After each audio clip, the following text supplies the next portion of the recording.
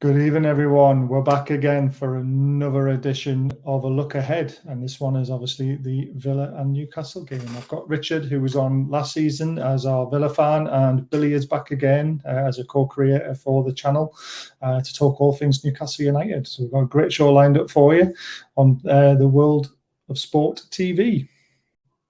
Brilliant. Looking forward to this. Let's get the guys in. Good evening, Richard. How are you doing? I'm well, thanks, Baz. How are you, mate? Awesome. Really good, man. Looking forward to this show. It's a big game for both clubs on Saturday, 3 p.m. So I'm really looking forward to digging into it and finding out what you think is going to happen, even though I know you're going to go for Villa, because that's obviously what you're going to do. But you never know. We might see a draw or something like that. Let's bring Billy in. Yeah. David chaps. Billy, great to have you back. Brilliant to be here. Brilliant. So let's dive into some little stats first of all for you. So I think the first thing to bring up is, if it shows up on the screen quick enough, there we go. And I was shocked to see this in the Premier League record, 48 games between the two clubs. Yeah. Newcastle are well on top, probably because of home games, to be honest with you, rather than away games. But look at the goals we scored as well. That's incredible for a Newcastle United team. But again, probably because of Alan Shearer. And quite a few clean sheets there. So according to the head-to-head, Richard, you're in trouble. But we know that's not the case. No, we haven't got a great record against Newcastle in the Premier League at all. And I've lost count of the number of times that I've gone to St James's Park and come away from it with a disappointing defeat. Recent history over the last 2 or 3 years, particularly at Villa Park, has been fairly favourable to Villa, and I think we've won the last 2 seasons 2-0. So we've managed to turn the tide a little bit, but yeah, I mean, you guys have got a great record, and it'll be a tough game. It will.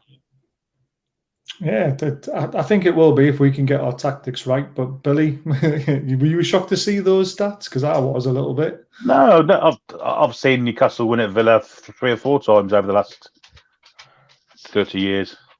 I guess that one defeat is still burning on my mind. When they put us down, that's still burning and hurting. Yeah, that was a pretty rough day, and I was unfortunately in the whole end that day as well. Oh dear. my mate had gone on holiday and given me a season ticket, so off I went to the old end and sat there, sort of thinking,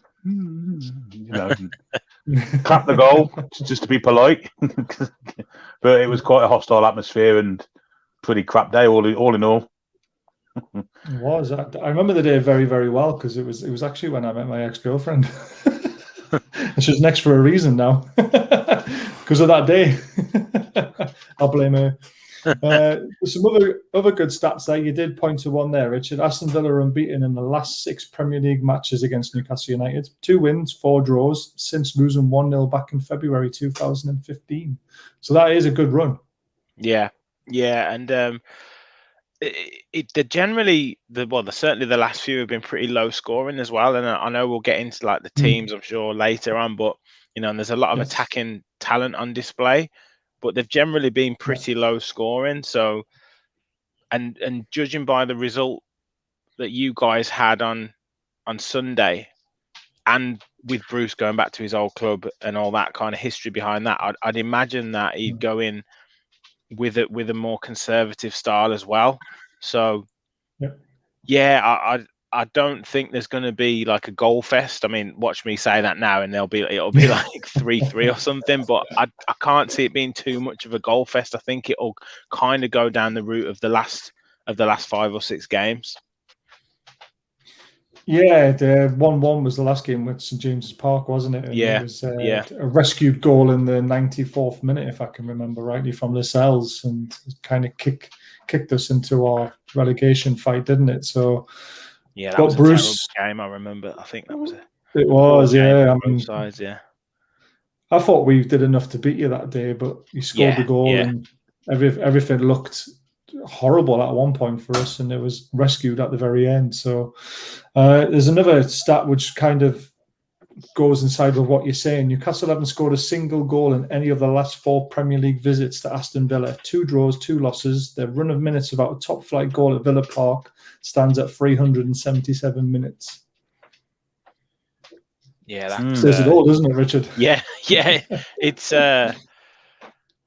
well, you'd be hoping with with Joe Willock signing and with St. Maximin and Callum Wilson, you'd be hoping that kind of turns on its head on Saturday. I'm obviously not, but it's as I say, they're pretty low scoring, and I suppose the interesting thing as well is that you guys haven't really looked like scoring when particularly the last 2 games. I think it was quite disappointing, particularly with the players that you've got, how you guys approach that game those games because last season I seem to remember it was a mistake from Darlow with the first goal with Watkins, and then I think it was a really good goal from Bertrand Traore, but I don't really think that Villa had to play too well to win, and that was one of those disappointing ones, and particularly with, like I say, the attacking players that you've got. So it is a bit of a surprise, really, and I suppose disappointing from your end that is the stat.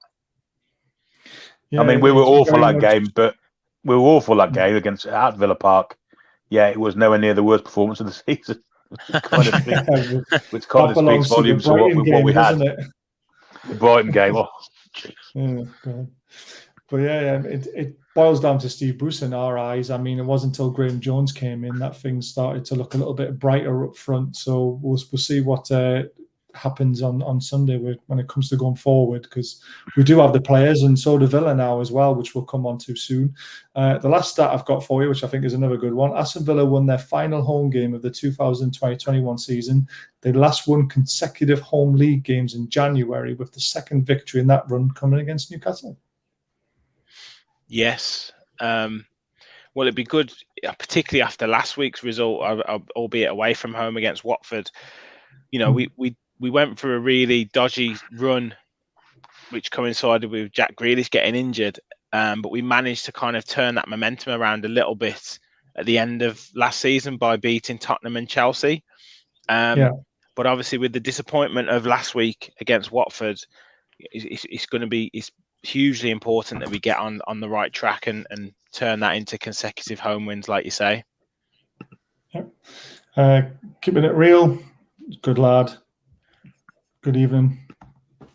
So the weekend just gone, I want to touch on that, because if you played the way you played in the second half for that 45 minutes, you played it in the first half, I reckon you would have blown Watford away. Yeah, it was just, I guess it was like I mentioned on my podcast, and Richard, who does it with me, had mentioned that you guys played like you guys almost blew West Ham away in the first half, and then were really poor in the second half, and Villa kind of reversed that. We were terrible in the first half, and then sort of woke up in the second half and played much better. And had the game gone on another 5 minutes or so, who knows, we maybe could have got rescued a draw, but we just started off really sluggishly and looked totally undercooked. And I think, to be honest, Smith got his tactics slightly wrong. He was hampered a little bit by Watkins being injured and one or two others not being able to play. But we almost tried to play the possession game and play in Watford's half, which we did, but we didn't match it with any pressing. Like, we just didn't press their defence at all, and they could just pick the ball up off us, and then they just put the ball over the top for Ismail Assar, and he roasted Matt Targett, to be honest, and I don't think Targett knew what had hit him. And Watford didn't have to particularly do a lot in that first half to get in behind us, and we were kind of all at sea, particularly, like I say, because we were playing such a high line and they had such space to get in behind us. Turned it around a little bit in the second half when a couple of players came on, like Leon Bailey and one or two others, and Jacob Ramsey, who I mentioned in the starting lineups to come. And it kind of turned it around a little bit. So, yeah, if we can, I think a week on the training pitch with the players together, the likes of Ings, the likes of Buendia, if they can kind of hit hit a bit of flow in the game against Newcastle, then I think we've got some exciting players and some really real excitement to go for. And also, back at home, full house and all that sort of stuff. Yeah. I was going to say, Richard, do you think that was... Sorry, mate. Do you think that was down to the team not quite gelling yet? Not enough game time together with the new players you've got? Yeah, I think so. We've done well with transfers, obviously with losing Jack Grealish, but the signings of Buendia and Ings, and particularly Leon Bailey, who's a top signing in my opinion. Absolutely, yeah. I think that's been really good, but we've had such a sort of staggered pre-season with Dean Smith had to isolate because of COVID, and then we've had two coaches leave, John Terry and Richard O'Kelly. We've had Buendia injured for most of the pre-season. So, I'm not making any excuses because Watford battered us in that first half, and there isn't any excuse. The players you put on the pitch, they've got to perform. But there is that side of it. Players haven't played enough together in pre-season, maybe haven't trained together enough to work out those passing movements and what have you. Yeah. And you guys, Wilson and St Maximin, have played together all last season, so they've got that, whereas we're kind of trying to develop that, and we've got to hit the ground running. So the more games that they play, the more time they spend on the training field will allow that to happen. But yeah, we just got caught cold, mate, and it was one of those where you could see certain movements, certain players were running into areas, but they weren't being found by the player, or they were taking a bit too long. And you got a team like Watford with the pace they've got up front, you're going to get punished. Yeah, I agree. Now, you mentioned one of your signings there, and a signing I am absolutely very jealous of, because I think Danny Ings would have done an absolutely amazing job at St James's Park if we had our takeover. I think he's someone we should have targeted. How fortunate are you to have signed him so quickly and under the radar as well, wasn't it? Because there was no noise about it at all. It was Grealish is gone, we've got the money, bang, there's Ings. It was an incredible bit of business.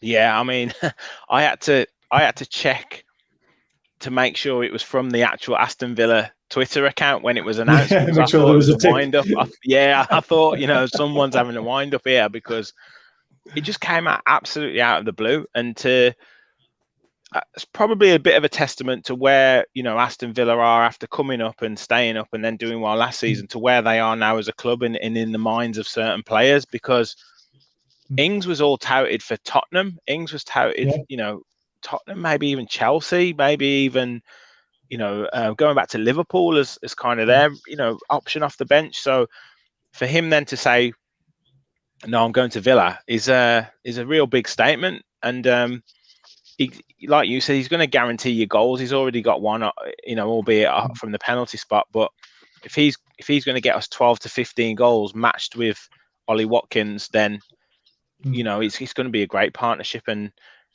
he is one who's going to hit the ground running, because he knows all about the Premier League and he knows his game. Yeah. He's not going to change his game now. He knows what he wants to do and how he plays. So yeah, it's a great signing.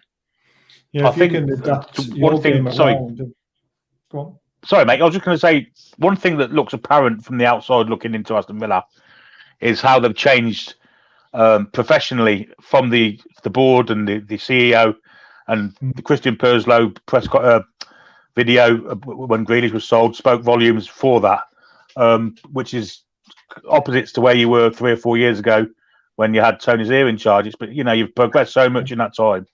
You must be pretty pleased with that. Yeah, it's like night and day, and to be honest, we Villa fans, you particularly being when we were in the Championship, and a guy like Tony Zero comes in, you're kind of full of optimism, and you don't really look into the background of them and what they're like. You just think, well, he's signing all these players. Yeah, yeah. Let's get us promoted. But now you look back at it and you think, if we'd have gone up in that playoff against Fulham, like I dread to think what we'd have been like now, even had we gone up, because the stakes were so high, and we ended up not going up, and then we were a week away from going out of business. Now Villa's a massive club, so I don't think they would have gone down that route. But the owners that have come in have just totally transformed the club. And as you say, bringing in a guy like Christian Perslow, who's got a lot of experience of being a CEO at clubs, it just seems like they've just got the club, they've got it, and they've kind of ran with it. And at the moment, pretty much every decision that they're making is the right one and is the right approach. So yeah, can't argue at the moment. The only thing that'll come is if and when Smith comes under a bit of pressure. If these signings don't gel, or if we don't have as much of a good start as we probably think that we should do as fans, you always the only thing that I think that'll come as a little bit of a test for them, what they do with him if he's not quite fulfilling the expectations that the owners have got.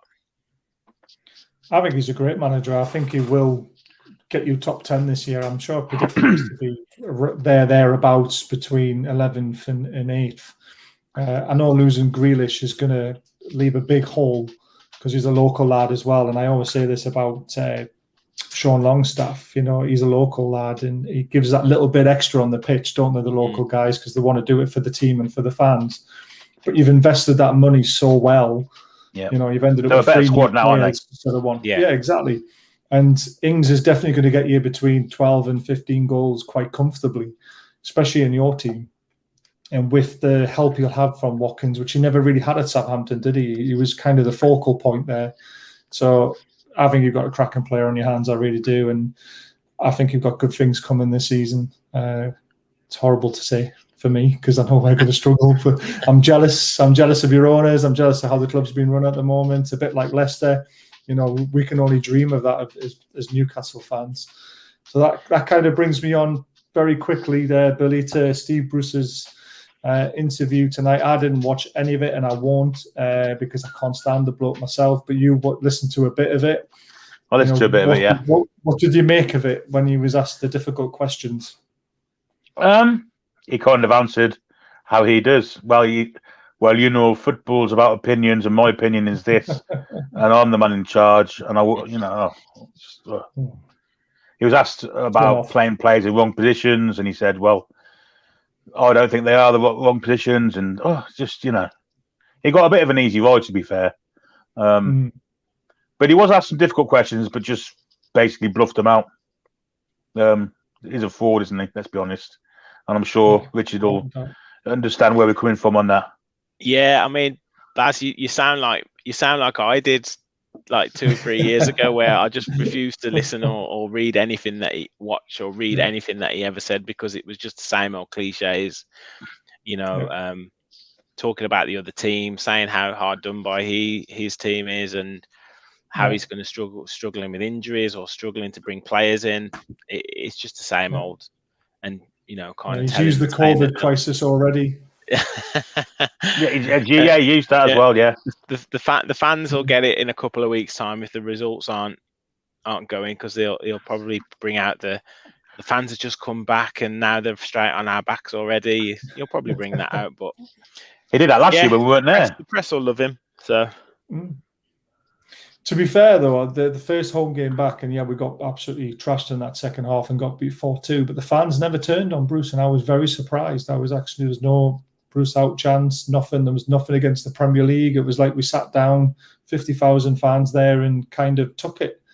But again, if results carry on like they are, that'll soon turn very quickly. And I know David Moyes came out and said the fans were excellent at home. They're one of their biggest assets in Newcastle are the fans. So you cannot complain at all about the fans, especially for the first home game. So difficult questions. There weren't any. Then Steve Howie or whoever it was had the nerve to say, if they, NUFC fans, don't pick up the phone and ask them hard questions, and it's their fault. Well, I reckon the questions got screened, to be completely honest with you. No, he was asked about the five at the back, and he was asked about the five at the back. Why did he persist with it?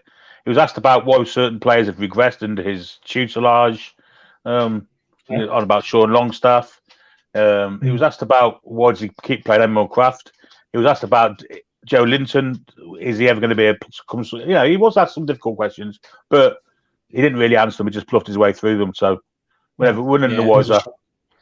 In fairness, if someone's asking why, about certain players, it's a difficult one. He can't really throw them under the bus. No. on a radio show, but I suppose like in terms of like questions about his performance, then you're wanting like honest answers, and but he generally just bluffs his way out of it, and like you say, the one thing I noticed about him was when he did get a tough question, he would say, "Well, that's a very good question," and then he'd do his bit. So you knew whenever he said that's a good question, you knew he was ruffled because it was like a trigger word for him. Yeah, but we didn't learn anything new really that we already know about him. You know, we know he's not up to the job, and he's never going to be. So, and he's never been up to any job he's been at. So, the one question I saw on Twitter that someone asked him was, why does he keep putting down the Newcastle team and always bigging up the opposition? And he kind of fumbled through that one as well, didn't he? And that's one of. But he said he'd try and address it. He said he'd try and address it. He wasn't aware he was doing it. Yeah, he said he wasn't aware he was doing it, but he'll try and address it. Does he not watch his interviews back? Do you know what I mean? Listen, Baz, he takes his dog to a fireworks display. He took his dog to a fireworks display. This is the man we're talking about here. Yeah, exactly. I know he's a bit of an absolute numpty, isn't he? So looking forward to the game, let's have a look at the teams we've picked. I managed to get yours all loaded up, Richard, onto a lovely little picture for you if it decides to come Very up. nice. My broadband is still crap. Has it popped up? Oh, there, it's on my screen. Yeah, now. I've got it. Got it. I tried to get the best colour for your colours as well. So you've done a great job, Baz. You've done a great job, mate. Yes. Yeah. I tried. So I think the main two positions that were kind of questions for me were the left back target. Obviously, he got a tough task against Ismail Sarr, particularly in the first half, and then he got hooked at half time. Anyway, so that wasn't a great experience for him. I just feel if he's had a full week's training, then Smith will give him a second chance and give him another chance to sort of rectify it. The only thing that I'm worried about is that he potentially could be against St. Maximin, so that's going to be another tough ask for him. Then the second position that's up for debate was the central midfielder alongside McGinn.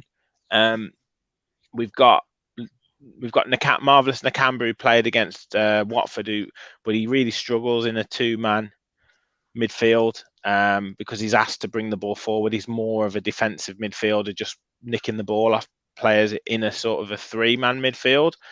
Yeah. And I thought Ramsey did really well when he came on, and he can get up and down the pitch, a bit like, say, a Joe Willock, but not quite as good. He can get up and down the pitch. The only other one is potentially Douglas Luiz, who's just come back into training following the Olympics. So if he's fit, he'll play, but I don't know whether he'll risk him straight away.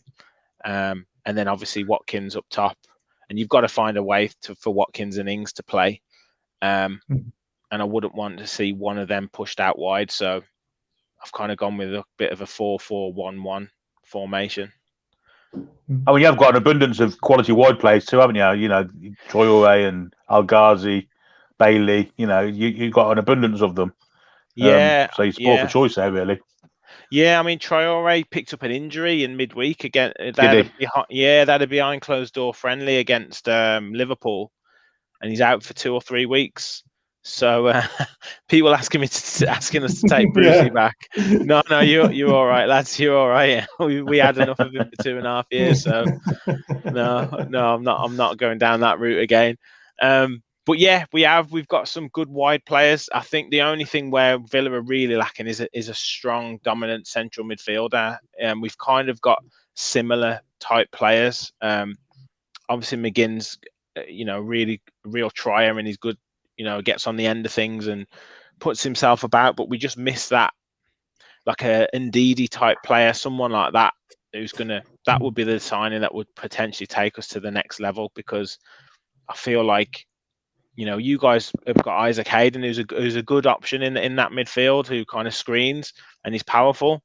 And that's where you guys could potentially outdo us in that midfield area. The only thing is you've got John Joe Shelvey, hit and miss. It's very, very, very, very hit and miss. You saw the two sides John Joe Shelvey last week. Yeah.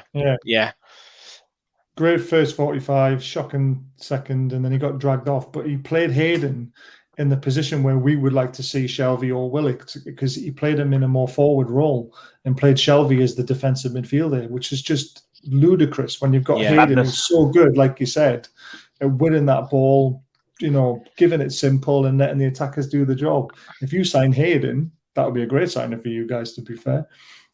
Indeed, he might be out of your reach, though. Definitely.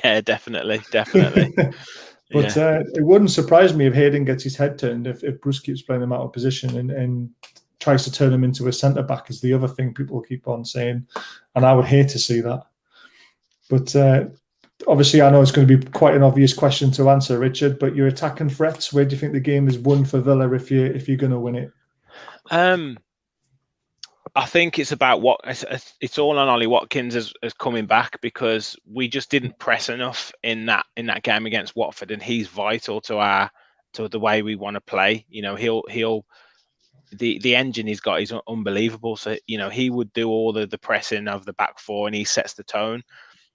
So him coming back in will be massive for us. Obviously Danny Ings is a clinical goal scorer, but I'm excited to see Leon Bailey if he starts. He's an exciting player. We saw a little taste of him for half an hour on Saturday against Watford, and he seemed to come and fit straight in, and he's going to be box office, a bit like St. Maximin for you guys. Although I think he's probably got a bit more end product, having scored a number of goals in the Bundesliga. It reminds me of Sane, Bailey. Yeah, Leroy Sane, very like him. Yeah, very much so. When he gets in front of goal, he just doesn't look. He just doesn't give it a second thought. Just hits it. But has also got that bit of game intelligence to put players in if they're in better positions. So I'm very excited. But yeah, so I'd probably say those two in terms of Watkins coming back in and setting the tone, and then Leon Bailey, if he starts, being in front of the home crowd to bring some real excitement to the team. Sounds exciting for you. Do you fancy Hendrick? No. I'll tell you one player I'm surprised that Bruce hasn't pounced for is Al Mohammedi. Oh, yeah, God. He goes everywhere Bruce goes, doesn't he? He goes around for Christmas dinner. Yeah. I'm really surprised about that. He's got Hendrick, a good, he's good, solid pro who can't play anymore. But I'd have thought he'd have brought Almo back in. Well, there was rumours, wasn't there, if Bruce did first come back, it was all these players that were linked to that don't even play in the Premier League anymore, are shocking. And we were like, Al Mohammedi was one of them, and we were just, oh no, please do not. David Mailer. Yeah. God, honestly, the crap that Bruce brings with just being Bruce as well, it's terrible. So, Billy, here's your team, what you think Bruce is going to do. Obviously, this is not what we would do. This is what we believe Bruce will do. So, fire away. Well, losing 4 goals at home last week, then going to play a very vibrant Aston Villa. His old side, I think he'll try and tighten things up. Not saying this is going to happen, but the side I think he'll play will be Woodman in goal. He'll play 3 centre backs of Cher, Fernandez, and Lascelles as captain. I think he'll drop Kraft out to the right wing back position, but it really be a right back. I think he'll bring Jamal Lewis in at left back to replace Richie. A midfield 3 of Shelvey, Hendrick, and Hayden to tighten up there. And then he'll have St. Maximin floating with Wilson up front, in my opinion. His aim will be to try and stay in the game for 60 minutes and then maybe bring Willock on and maybe a couple of attacking players and try and nick it that way. That's what I think his plan will be, because he's such a negative manager. And he could really go at it like he did away at Leicester last year when he played so well for 80 minutes, got 4 goals, looked an absolute superb side at Leicester, but I just don't think he will. I think he'll go negative this time, and it'll be a bit of a bore fest if it goes our way.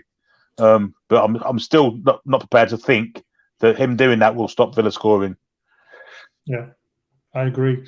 And you've obviously got 2 changes at centre back there, which we don't know what's happening with Lascelles, do we? I mean, apparently he had no injury worries at the start of the West Ham game, and he comes out after the West Ham game and says, "Oh yeah, Lascelles had a bit of a niggle. It's either one or the other. You can't have it both ways." And he said today that He said about Lascelles that he didn't play him last week because he hasn't played for such a long time. Right, that's not what he said after the game, though, was it? So he keeps on changing, isn't it? You'd want him to play as many games as to get match fit, yeah. Yeah, unless they've had behind closed doors friendly this week, like Villa did, to get him up to speed. But he's not. Is he out of contract at the end of the season? Is he in contract negotiations or anything? I don't think Lascelles is strange. Well, I think he's all right, Lascelles, but he had a bit of a falling out with him last season, didn't he? Right. They had a bit of words in the changing room after a game or something along those lines that's happened. You know, there was the falling out with Matt Ritchie as well, which dumped Ritchie onto the bench for a while until he came back in and then proved, you know, what a player he can be. It's just he does have a bit of a he does hold a grudge sometimes. Does Bruce? Yeah. And well, we see that with Shelvey as well. How much that when someone kisses his backside, you know, he stays in the team because Shelvey sometimes shouldn't be anywhere near our Newcastle team, but because he likes most of the time, yeah. So it says take Shelvey, Hendrick, Kraft, Gale, Gillespie, maybe Joe Linton, Darlow, and maybe Fraser as well. We're trying to hire everyone at you, mate. But I know we can only have 25 in the squad. I think that'll boost it too much with mediocrity, I'm afraid. Yeah, well, this is the other thing that's got me is that we're loaning out Matty Longstaff, but yet we've got to have 4 goalkeepers on the books to make the 25-man squad. I don't get it. Why let someone go out on loan unless there's players coming in? But it's getting worryingly late into the transfer window now, and I've not heard from people who I talk to every day about any close agreements, which is really worrying. Billy, where's the threat going to come from? I know this probably again it's a simple question, but where's the match winner for Newcastle if there is a match winner? It'll be Wilson or St Maximin if they can get the ball to them. It's as simple as that. That's going to be the issue, isn't it? St Maximin doesn't know what he's doing himself, so his opponents, you know, he's such a skillful player, got all the tricks in the book. Like Richard said, sometimes his end product isn't very good, but I mean last Sunday's first half he was absolutely outstanding. Then they cut the supply to him, and that's when we became second best in the match. But yeah, it'd have to be Alan St Maximin or Callum Wilson. Callum Wilson's a Coventry lad, a bit of a local derby for him. Yeah. So yeah, they're the two that will provide the threat. As I say, it's whether we can give them any service. Yeah, Wilson's he'll definitely be up for it because there was rumours that Villa were in for him when he chose you guys, and he's a great signing. But he terrorised us when he was at Bournemouth in that. I think it was the second game after we came up. It was like the first home game, and him and Josh King terrorised us. So he'll be well up for it. He'll be well up for it against Villa.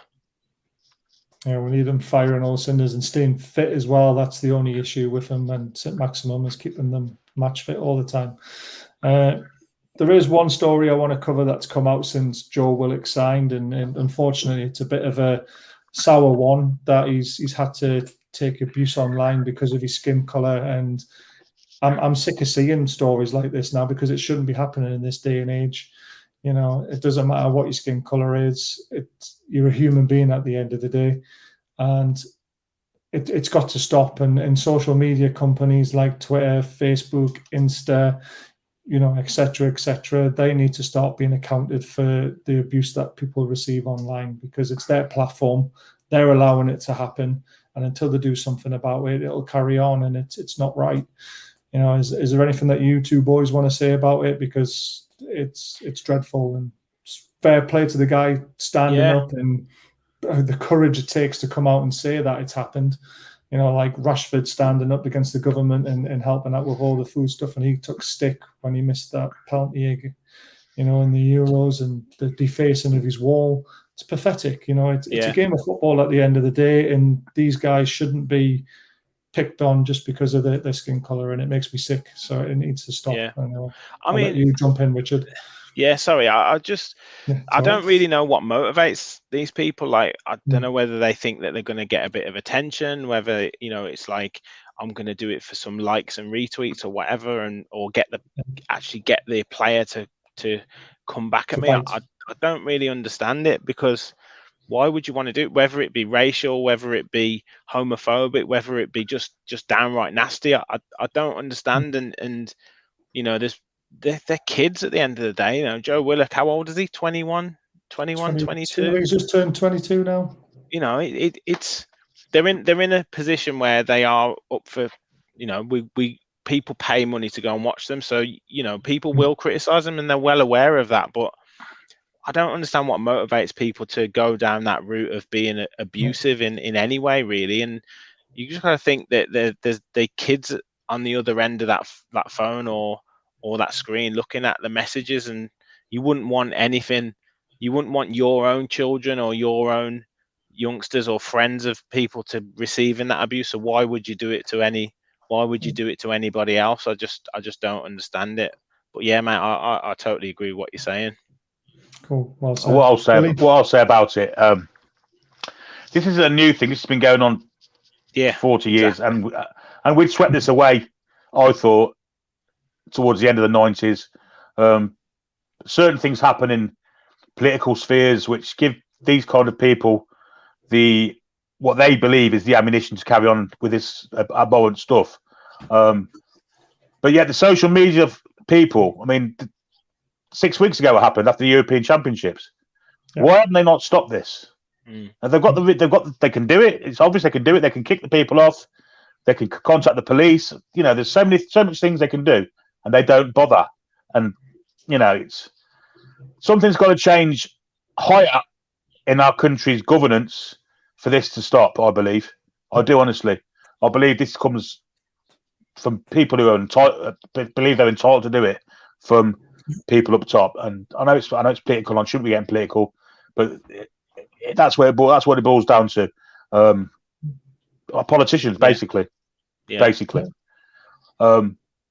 And you know, Tyrone Mings had it, and the way he reacted to it was absolutely outstanding.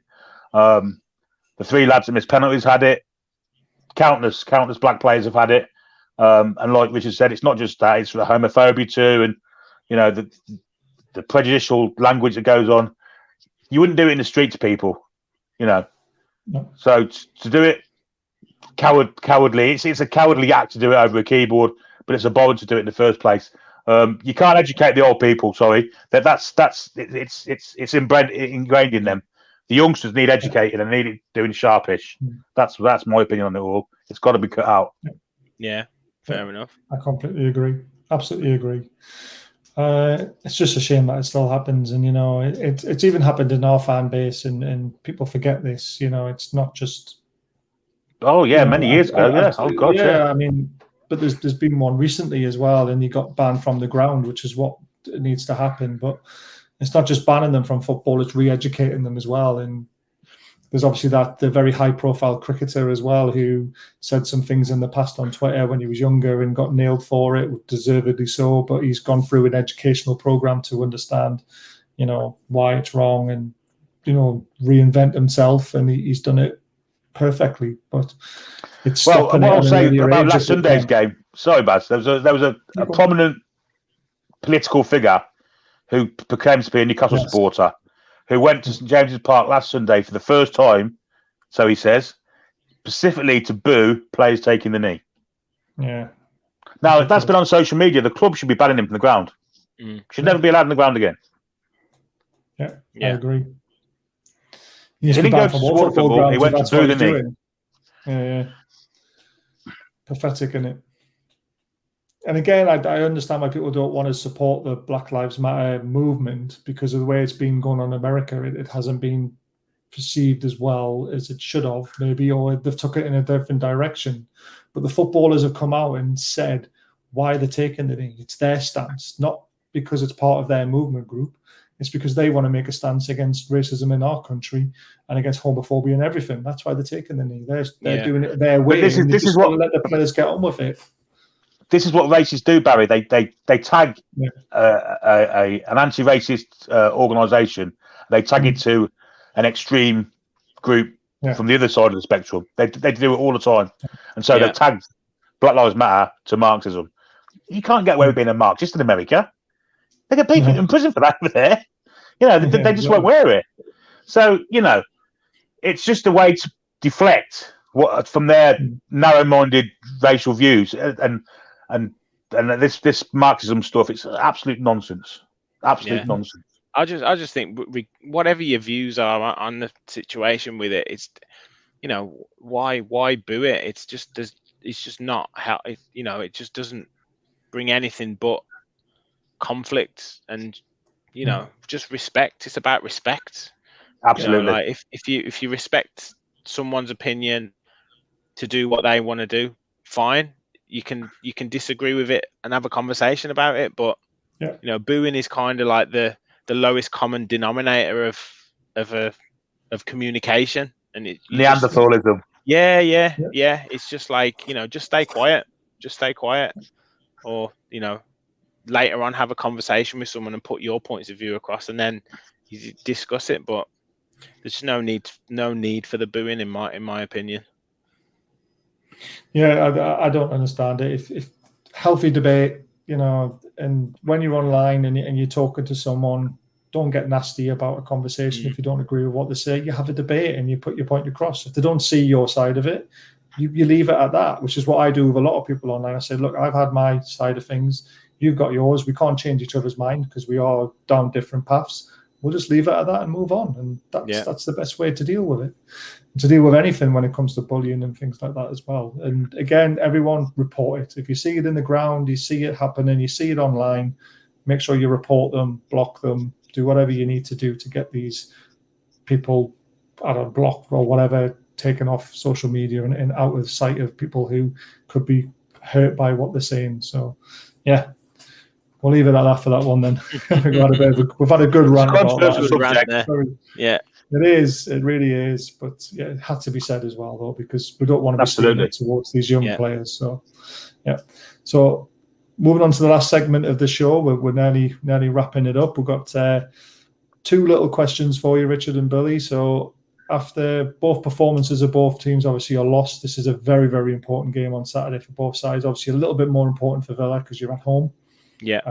Obviously, we're away, so we can hopefully maybe take a draw. Fingers crossed. I'm not any hopeful for anything more than that. But where do you see your season going, Richard, this season? Oh, so that is a really good question because at the moment it's a bit of a. I wouldn't say crossroads, but it's a bit of a like a topsy-turvy position because you're right in everything that we've talked about before in the terms of the signings have been excellent. But there's a little bit of pressure on Dean Smith now to kind of get those players gelling. And if he does get them gelling, I think we can have a really, really good season. I'm going to lean towards that side. I am going to lean towards the positive. I think he's a very good coach and he does bring the best out of players. And we've got a lot of young players as well coming through that are really, really highly rated. So I can see some of those guys even maybe not pushing into the first team regularly, but pushing the guys that are in the first team. Yeah. Last season we finished on 55 points, which any ordinary season would have got us about 8th anyway. So I'm going to say maybe an improvement of about 4 or 5 points on that, and maybe hopefully pushing 8th. I would say with maybe sort of 59, possibly 60 points. I would say, but equally. If they don't gel, he's going to be under some pressure. But I'm trying to stay positive at the moment. If we don't get a good result Saturday, this whole thing might change. This whole outlook might change. Might blow up in your face a little bit, but I don't blame you for being positive. Great signings. I think you will get them playing, and I think that's a fair assessment of where you should be for the season. So good luck to you for that one, Billy. The doom and gloom and ours. Same answer every week. I think we'll finish 14th, 15th, that neck of the woods, and we could finish as low as 17th, and we could finish as high as 12th. It all depends really on if Graham Jones can get his way with the attacking side, and if Steve Bruce can not be so stubborn. But yeah, nothing to look forward to ambition-wise because the owner hasn't got any ambition. The manager's happy to take what the owner gives him, and therefore you can't expect any. All they want to do is finish above the relegation zone, and so there's going to be no ambition there from the players, is there? As for Villa, I think they'll finish 8th to 10th. I think the manager will get time because he's obviously a very well liked manager at Villa. He's a Villa fan, obviously, family, works at the Villa ground, etc. And I think he's bought well. I think they've invested well with the Grealish money, and they look a better squad than they did with Grealish in it. Because let's be honest, Grealish was a bit of a one-man team at times, wasn't he? Yeah. Until Watkins got there, especially. But yeah, I can't see anything higher than 14th for Newcastle. Yeah, sounds about right. Fair assessment. I think we'll be lucky to get any higher than that with only signing one player and not really improving on the squad at all, because that's what we had last season when we had him. So yeah, troubles ahead, unfortunately. Richard, score prediction? I'm sticking with what I'm sticking with what I said on my podcast and a couple of other ones I've done. I'm gonna say 2-1 Villa. That, as I say, none of the games over the last few years have been particularly high scoring. With your guys' result the other day, and the fact that Bruce is coming back to his old club, I think it's going to be a case of he doesn't want to lose, as opposed to going all out to win. I don't think he would have enjoyed the end-to-end nature of the West Ham game, and I think he'll want to put a bit of a stamp on that and shore that up. But I think home crowd, Watkins hopefully back in, one or two other players sort of coming into the side for their home debut, I think we'll just about get over the line and win 2-1. Yeah, pretty fair assessment, Billy. Well, last night on another podcast, I predicted 4-1 to Aston Villa. And that was me thinking if we were to go for it and leave ourselves open at the back. But I think he'll tighten things up considerably. I don't think we'll see Willock until the second half. And I'm going to go for. I think I'll agree with Richard. 2-1 to Aston Villa. At least you're going down. At least you're going down on the predictions. You might get to a draw on the next one. Yeah, it's not. I thought I was winning 4-0. Yeah. No, I think I can't see us winning. Points at the bottom. I can't see us winning at all. I'll be honest, I can't. I think Villa have got way too much attacking wise. We thought West Ham were quick and rapid. These lads are even more rapid, and they've got the leaf on us. Yeah. Danny Ings and Watkins. I can't see us keeping a clean sheet, and I can't see us making many chances ourselves. So I don't see anything but a Villa victory. Well, I went 2-2 on the Four Horsemen, but I have actually gone 2-1 on my Super 6 prediction. So if everyone wants to know what I'm doing. So I do think Villa will sneak the win. I think he'll have too much for us. So I can't see past it. Rich, the chef mag, though, reckons it's going to be 1-1. He's obviously a brave man than I am, because I can't. Well, I say Desmond could be a possibility, but I think we'll probably get beat. But, and we've got an issue with fitness too, haven't we? We've got an second half, and it's not a new thing. This has been going on for 2 years. Been there. Sometimes with Super, but we can't play for 90 minutes. So there's no positives to take from it. I agree. What was one? But it's for you, Richard. You'll be fine. I just all this negativity, and you know what Steve Bruce is like. He always pulls a result out the bag from somewhere to kind of keep him just about in the positive sort of feelings in the press or with the fans. So yeah, it wouldn't surprise me if he pulls a result out the bag. It wouldn't. It would surprise me. I'll be honest. Pulling the result out of the bag. It doesn't really go together. That Steve Bruce pulling the result out of the bag. It's just because when we do get a result, it's Graham Jones did it. Yeah. We're terrible at doing that, but Bruce never gets any credit, and sometimes we just feel he doesn't deserve any credit, to be fair. So there we go. But yeah, guys, what a great show. Thank you for coming on again, Richard, and we'll see you again through the season for your away game, our home game, if you'll be up for it. Absolutely, anytime. Thanks for having me on. Yeah, and you're more than welcome to ask us 2-1 at any time on your show if you ever need any help. Yeah, sure, no problem, lads. Thanks very much. Brilliant.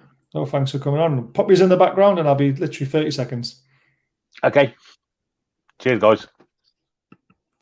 So there we have it. The look ahead done. Very, very difficult game for Newcastle United at the weekend. Don't forget, 3 p.m. kickoff. It's not on Sky. I can't see us getting a win, but I'll be happy with a draw. Get our first points of the season. But it's more than likely Villa are probably going to go away. Thanks for the kind comment there, Rich. It's been a great show, and Richard's always welcome on the show. He's a great lad.